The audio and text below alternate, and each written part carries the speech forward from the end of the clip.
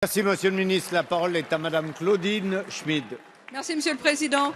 Monsieur le Premier ministre, en juillet 2012, votre gouvernement a étendu la CSG-CRDS à certains revenus des non-résidents. Depuis, et vous n'êtes pas sans l'ignorer, la Commission européenne a ouvert 2 procédures d'infraction contre la France pour violation du droit communautaire. Le 26 février dernier, la Cour de justice de l'Union européenne a jugé que les revenus du patrimoine des résidents français qui travaillaient dans un autre État membre ne pouvaient pas être soumis aux contributions sociales françaises.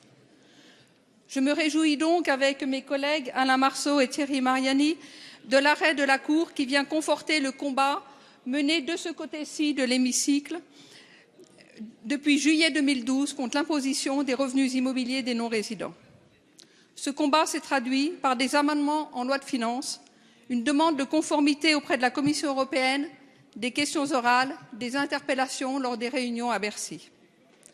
En réponse à une question écrite, il m'a été indiqué que, pour 2012, les prélèvements en question s'étaient élevés à 344 millions. Ce qui fait, Monsieur le Premier ministre, qu'à ce jour, le montant susceptible d'être remboursé serait déjà d'1 milliard. Ma question est celle de l'ensemble de nos compatriotes établis hors de France qui veulent savoir si vous allez persévérer dans le maintien de cette disposition ou bien l'abroger sans attendre la contrainte européenne et procéder au remboursement. Et ne me dites pas que vous attendez la décision du Conseil d'État, car vous savez très bien qu'elle peut être prise, cette décision, sur la forme et non sur le fond. Sachez que si votre réponse n'était pas satisfaisante, je me ferai la porte-parole de nos concitoyens expatriés auprès de la Commission afin de savoir quel sort cette dernière réserve à la France. Je vous remercie. La parole est à Monsieur Christian Eckert, secrétaire d'État chargé du budget. Monsieur le Président, allez, on écoute la réponse comme on a écouté Claudine la Schmid, question. vous évoquez l'arrêt de la Cour de justice de l'Union sur une question préjudicielle que lui a soumise le Conseil d'État au sujet de la conformité des prélèvements sociaux sur les revenus du patrimoine au règlement européen portant coordination des systèmes de sécurité sociale.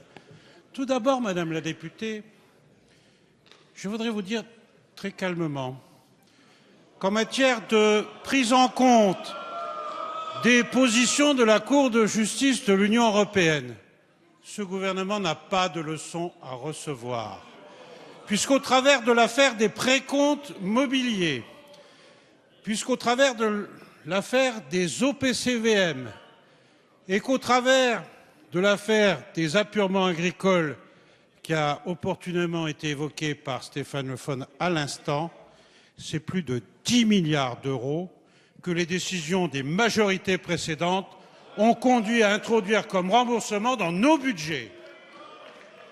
Ceci dit, Madame la députée, vous aurez noté que je vous ai convié, comme tous les députés, les sénateurs représentant les Français de l'étranger, à un groupe de travail sur l'ensemble de ces questions qui ne concernent pas que la question de la CSG.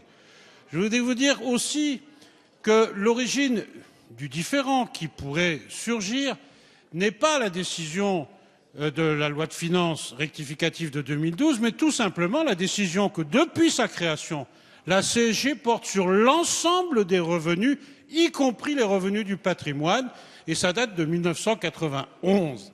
Alors, Madame la députée, le travail continuera. Nous avons déjà réglé la question des plus-values des valeurs immobilières, je crois, à la satisfaction générale, et nous tiendrons compte, bien évidemment, des jugements, mais sans crainte et sans leçon à recevoir.